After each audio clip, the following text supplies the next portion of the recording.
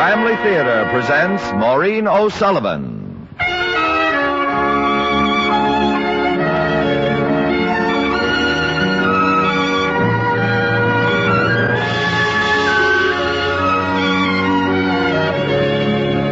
From Hollywood, the Mutual Network, in cooperation with Family Theater, presents Once on a Golden Afternoon. And now, here is your hostess, Maureen O'Sullivan.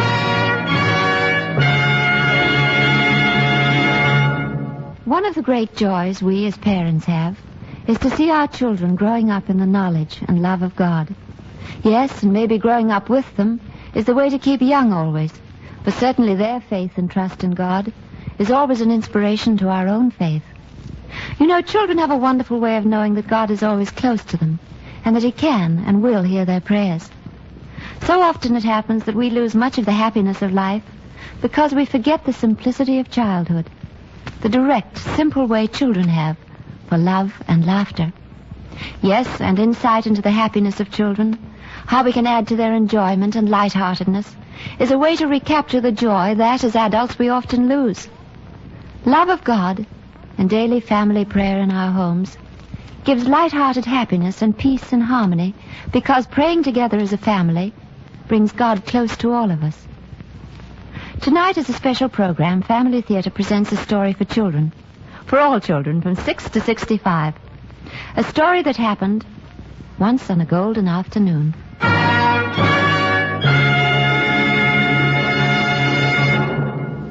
Maureen O'Sullivan will return after tonight's Family Theater story, Once on a Golden Afternoon, featuring Jean Bates as Alice.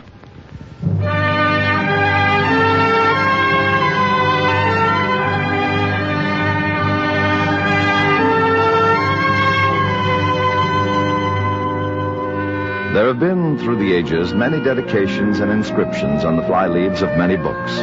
But one that stands out among the time-worn editions of literature reads, To the little girl who has been my inspiration, Alice Pleasance Liddell, I dedicate this book. Signed, Lewis Carroll. And this was Lewis Carroll's dedication of the absurdly delightful, rollicking tale of that lovely child of fantasy, Alice in Wonderland.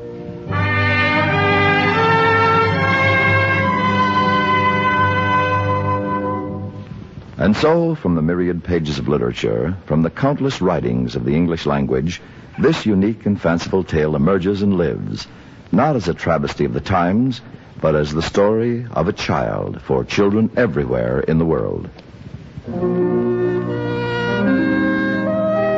Lewis Carroll was a professor of mathematics at Oxford University. He was a man who authored 5 of the most scholarly books on mathematical determinants, but all are forgotten. Even his true name, Charles Ludwig Dodgson. For the world remembers only Lewis Carroll, creator of Alice in Wonderland, written on a golden afternoon 100 years ago. And so we turn back the clock of time to the year of the inspiration of Alice, Alice in Wonderland. Across the great flagstone quadrangle of Oxford University stands the great Tower clock.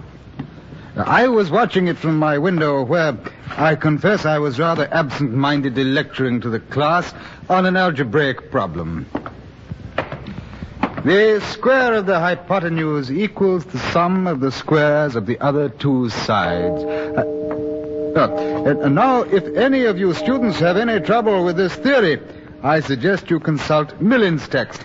And that concludes today's session. Thank you.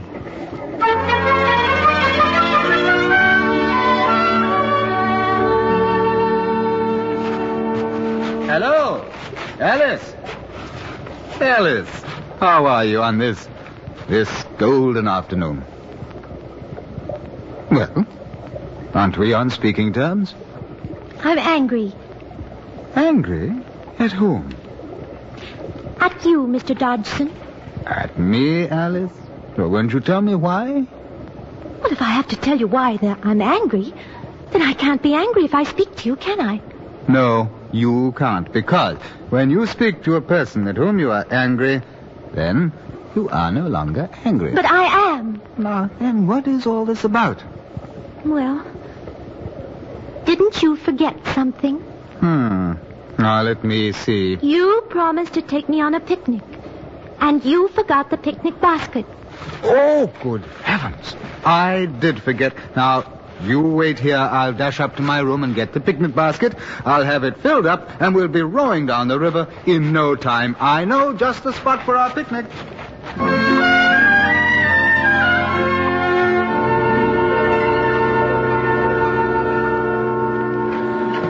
So, that's the story of Fair Rosamond. And over there, near the old monastery, is her burial place. That's a beautiful story. Tell me another before we land, Mr. Dodgson. Alice, I've almost run out of stories. Oh, well, that bridge yonder has a little story. That bridge has been here ever since the time of the Romans. And that's how Oxford got its present name. You see, it was a ford for oxen to pass over. And so long before the Christian era, it was called Oxenford. Oh. Well, here we are. Now, isn't this a perfect place for a picnic? Oh, I love it here. I'll take the picnic basket, Alice. You the blanket. And you can chaperone the landing of the troops. Are you ready? Prima, Secunda, and Tertia, forward. Well, now, what is this, Alice? Mutiny? I say forward and you don't move? But you said Prima, Secunda, and Tertia. And they aren't here. Oh, well, Prima is the first contingent. Secunda is the second. And Tertia... Which is the third? Correct. Now, let's be off to that shady tree out of the sun.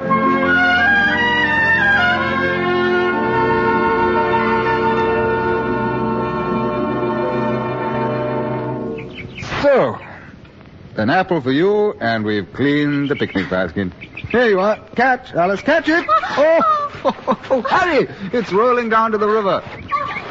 Oh, it disappeared down into that hole. It'll take a longer hand than yours to reach it. No. I'm afraid we've lost it.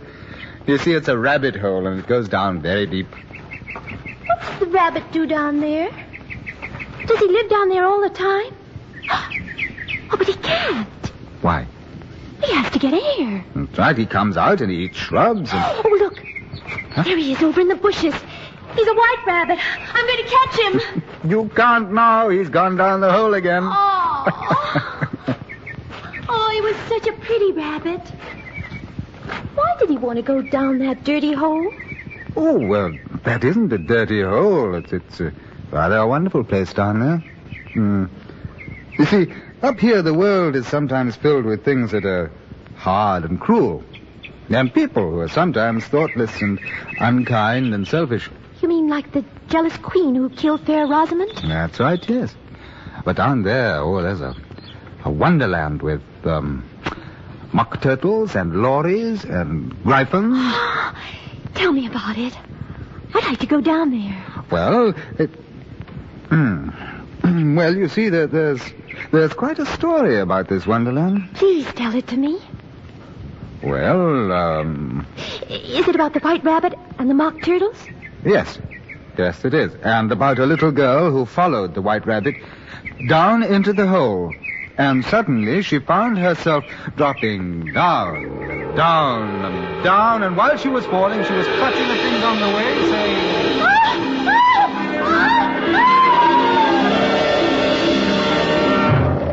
Well, after such a fall as this, I'll think nothing of tumbling downstairs. I wonder how many miles I've fallen. I must be somewhere near the center of the earth, I'm sure. What's that? I'm afraid. Oh, the Duchess. The Duchess. Oh, won't she be savage if I've kept her waiting? If you please, sir. Mr. Rabbit. Oh, my fur and whiskers. Where are my gloves and fan? I'll have to be on my way. On my way. On my way. Dear, dear. How queer everything is down here. I wonder if I've been changed. I feel so different. But if I'm not the same, the next question is, who in the world am I? Well, if I'm really Alice Liddell, I'll remember my little poem. Now, let's see. How doth the little crocodile improve his shining tail, and pour the waters of the Nile on every golden scale. How cheerfully he seems to grin, how neatly spread his claws, and welcome little fishes in with gentle, smiling jaws. I'm sure those are not the right words. I must be somebody else after all, and I shall have to live in this poky little hole and have no toys to play with. Hello, Mr. Mouse. Where's the cat? What? Oh, I beg your pardon. I quite forgot you wouldn't like cats. We won't talk about that any longer. As if I would talk on such a subject. Our family always hated cats. Nasty, low, vulgar things. Don't let me hear that name again. Mouse dear, do come back. And we won't talk about cats anymore. Oh, well, very well. Tell me your history. Why do you hate C-A-T-S? Oh, yes. Mine is a long and sad tale. Certainly is a long tale. Well, why do you call it sad? Silly girl, what are you talking about? Your tail. Oh, look. Look at all those funny things near the pool. Funny? What is so funny about a dodo, a lorry, and a caterpillar? Oh, I know what a caterpillar is. But what is he doing over there? Smoking his pipe. That's a funny thing. He's sitting on top of a mushroom. And why not? Oh, I'm sure I don't know. But he has large, lonely eyes. I know he must be very unhappy. Who can tell? Who can tell? I'll go and talk to him.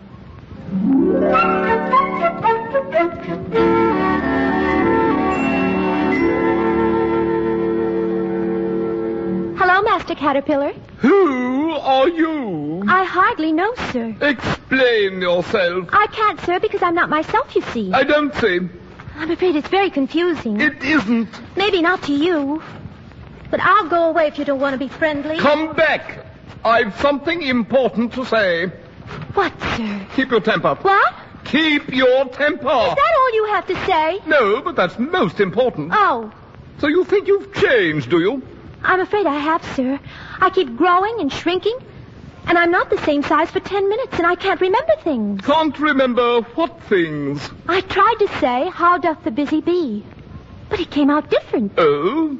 Then recite, you are old, Father William. All right. I'll try.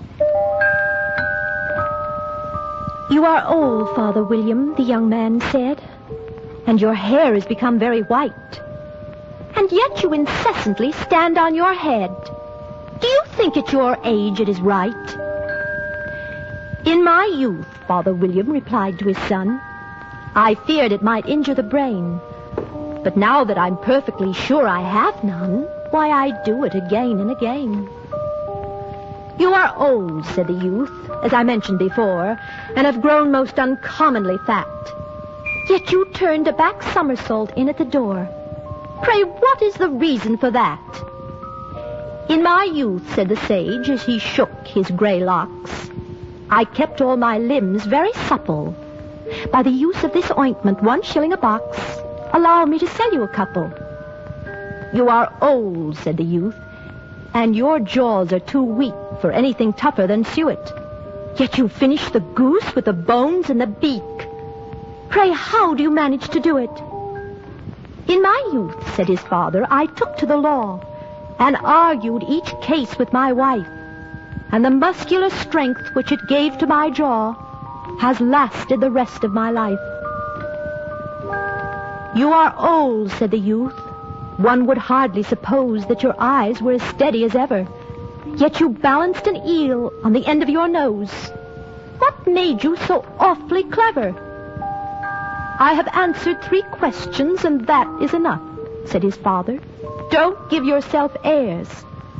Do you think I can listen all day to such stuff? Be off, or I'll kick you downstairs. Kick him downstairs. I'm ashamed of you. It is not said right. Not quite right, I'm afraid, sir. It's wrong from beginning to end. That That's because I've become so small. You're quite big enough. Oh, but 3 inches is a wretched height to be. It's a very good height indeed. I am almost 3 inches. But I'm not used to it. You will be in time. One side will make you taller, and the other side will make you grow shorter. One side of what? Of the mushroom, of course. You mean you eat it? Of course. Oh, here he comes, here he comes. I must be away. The Duchess. Oh, my dear paws, oh, my fur, my whiskers. She'll get me executed as sure as ferrets are ferrets. Oh, Mr. Rabbit. Oh, dear, oh, dear, oh, dear. Wait, Mr. Rabbit, where are you going? Don't leave me here alone. Oh, Mr. Rabbit. Now I know I must be lost. If I were only home again, I'd love everybody so much more. If only... Oh! If only what? Well, you're back, Mr. Rabbit. Say, who is that over there? That's a Cheshire cat. The Cheshire cat? What is he grinning at? He's mad. Oh. And you're mad, too. We're all mad here. How do you know I'm You mad? must be. You wouldn't be here. Would you tell me then which way I ought to go? That depends on where you want to get. I don't much care where. Then it doesn't matter which way you go. Over that way lives the Mad Hatter. In the opposite way is the March Hare. They're both mad. I've seen hatters before, so why don't we go and visit the March Hare? Well, he's mad, too. But let us go.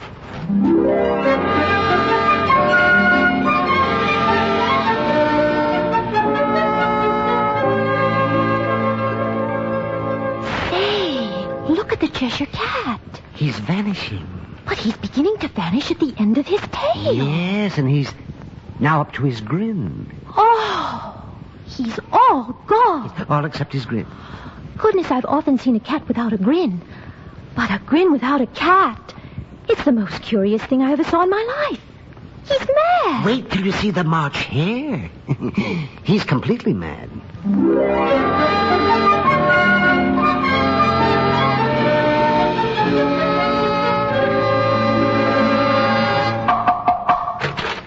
May I go in there, Mr. Rabbit? There's no room in there. Oh, but I can see there's plenty of room.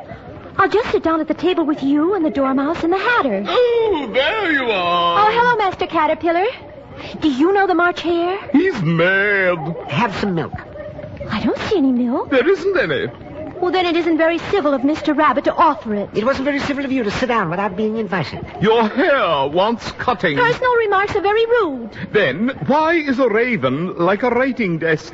Now we shall have some fun. I love riddles. If you mean you can find out the answer. Exactly so. Then say what you mean. I do. At least I mean what I say. That's the same thing, you know. You might as well say, I get what I like is the same thing as I like what I get. Or I breathe when I sleep is the same thing as I sleep when I breathe. Have you guessed the riddle yet? No, I give up. What's the answer? I haven't the slightest idea. Nor I. You're just wasting my time, Mr. Rabbit and Master Caterpillar. Speaking of time, what time is it? It's 6 o'clock. And it's time to eat. I'm getting very hungry. Have you seen the mock turtle yet, Alice? I don't even know what a mock turtle is. It's the thing mock turtle soup is made from. Are you hungry? I don't think... Then don't talk. It's time to go.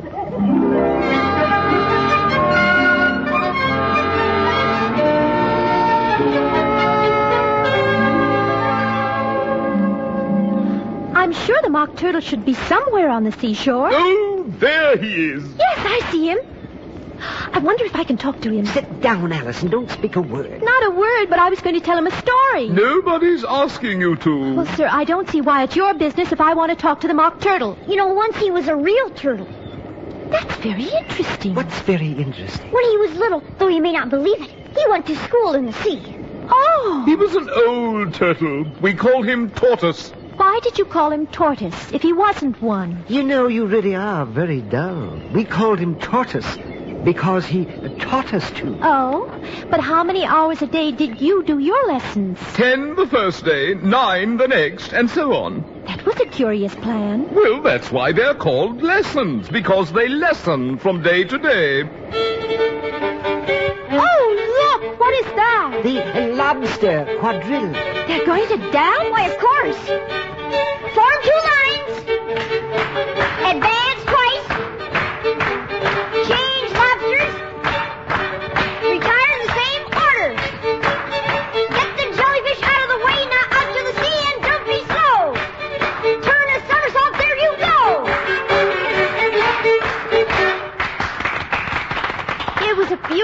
dance. Oh, where are you going, Master Caterpillar? Everybody's mad here. Oh, my whiskers and fur. The Duchess should have me executed as sure as carrot's a carrot. Why, Mr. Rabbit? Oh, dear. I'd like to see the Duchess. She's in a stew. Oh, dear. Oh, wait, Mr. Rabbit. I'll go with you.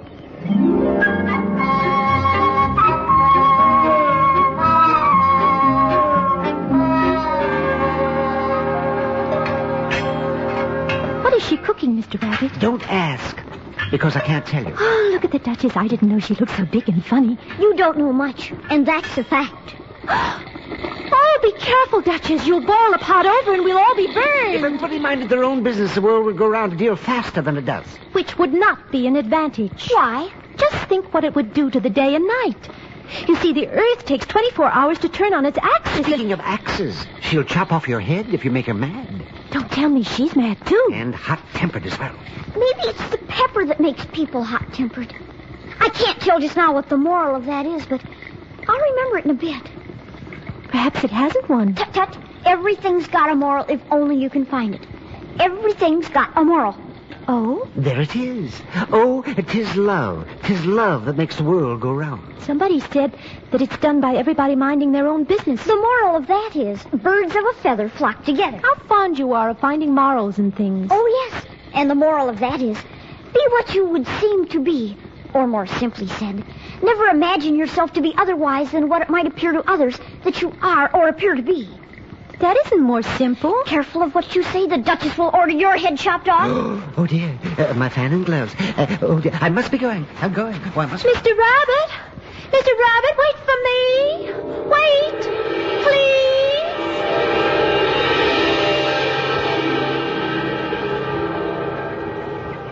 Wake up. Alice. What? I said, wake up, Alice. Why? Why, what's the matter? White Rabbit is so unfriendly. Oh, well, we'll have to give him a good talking to the next time. But you didn't finish the story. No, I couldn't very well in the middle of it. You went fast asleep. Then I must have dreamed about the mouse and the Duchess and the rabbit. Well, no, not exactly. No, I started telling you a story about them and... Oh, I remember. It was a wonderful story. Is that what you were writing, Mr. Dodgson? Why, no. I was just writing a little poem about this golden afternoon. Please read it to me. Well, if you promise not to go off to sleep again. I promise. All in the golden afternoon, full leisurely we glide, for both our oars with little skill by little arms are plied, while little hands make vain pretense our wanderings to guide. Anon, to sudden silence won, in fancy they pursue the dream child moving through a land of wonders wild and new, in friendly chat with bird or beast, and half believe it's true. Thus grew the tale of Wonderland. Thus slowly, one by one, its quaint events were hammered out. And now the tale is done. And home we steer, a merry crew, beneath the setting sun. Alice, a childish story take, and with a gentle hand, lay it where childhood's dreams are twined, in memory's mystic land, like pilgrims' withered wreaths of flowers, plucked in a far-off land. Oh, I like that. Are you going to put it in a book, too? The book? Oh, you mean the story I just told you? Why, yes. Because no one will believe me if I told them about all those things I saw in Wonderland. All right. By Jove, we will write it in a book. For you and all your little friends. We'll call it, Once on a Golden Afternoon. Oh, no, I don't like that. I like Alice in Wonderland. Splendid. I like that, too. Yes, we'll call it Alice in Wonderland. By Charles Lutwidge Dodgson. And just so that your little friends won't laugh at this nonsense by a stodgy old professor of mathematics writing about the Lories and Gryphons, we'll give him a new name. Now then, let's see. Yes, in Latin, Charles Lutwidge is Carolus Ludovicus. And translated back... I have it. Let's settle for Lewis Carroll. I like that. Yeah, so do I. Lewis Carroll, creator of Alice in Wonderland. It seems like a different person. And I won't tell a soul. Well, that's good. Now, it's time we were getting you home.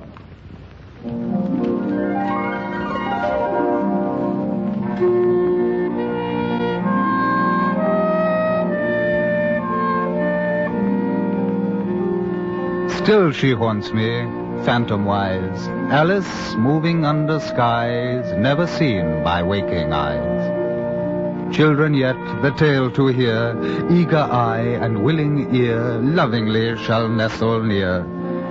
In a wonderland they lie, dreaming as the days go by, dreaming as the summers die, ever drifting down the stream, lingering in the golden gleam. Life, what is it but a dream?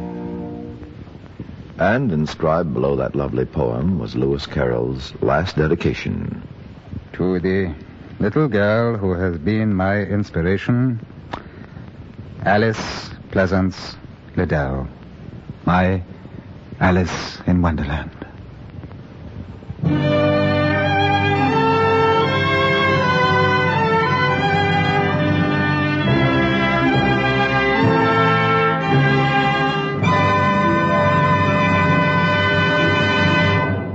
You know, sometimes it's good to be able to daydream into a child's world of wonderment, where life's most beautiful lessons are learned. Most of us can recall at least one golden afternoon, an afternoon away from the world of reality that's often so thoughtless. If the world today needs anything, it's first a renewal of faith, a renewal of trust in God and in His eternal providence. If only all of us could get back to those simple truths. If only all homes would get back to the daily practice of family prayer, this indeed would be a better and a happier world. A world where there would be true brotherhood of all men and the lasting fatherhood of God. Let us tonight make this simple dedication of our families to God. Let us dedicate a short period every day to the practice of family prayer in our homes. For there is a joy and a happiness in daily family prayer, and there is this lasting assurance that the family that prays together stays together. More things are wrought by prayer than this world dreams of.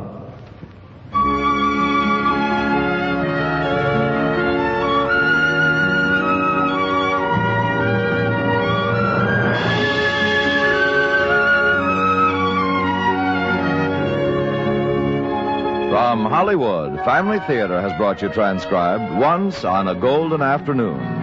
Maureen O'Sullivan was your hostess. Featured in our cast were Gene Bates, Ben Wright, Richard Beals, Marvin Miller, and Howard McNear. The script was written for Family Theater by Jonathan Slott and directed by John T. Kelly, with music composed and conducted by Henry Mancini. This series of Family Theater broadcasts is made possible by the thousands of you who feel the need for this type of program, by the Mutual Network, which has responded to this need, and by the hundreds of stars of stage, screen, and radio who give so unselfishly of their time and talent to appear on our Family Theater stage. To them and to you, our humble thanks. This is Tony Lofrano expressing the wish of Family Theater that the blessing of God may be upon you and your home, and inviting you to join us next week when Family Theater will present Jeannie with the Light Green Hair, starring Marion and Jim Jordan, better known to you as Fibber McGee and Molly. Stephen McNally will be your host. Join us, won't you?